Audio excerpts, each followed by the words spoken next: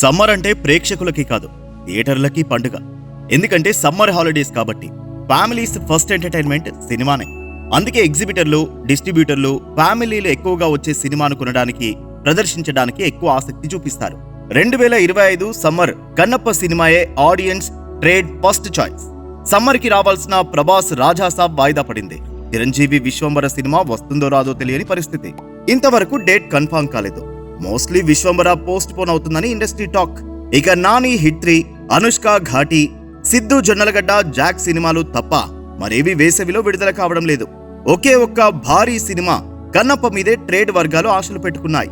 ఇప్పటికే book my షోలో ఎక్కువ శాతం మంది చూడాలనుకుంటున్న సినిమా కన్నప్ప అని సర్వేల్లో వచ్చింది.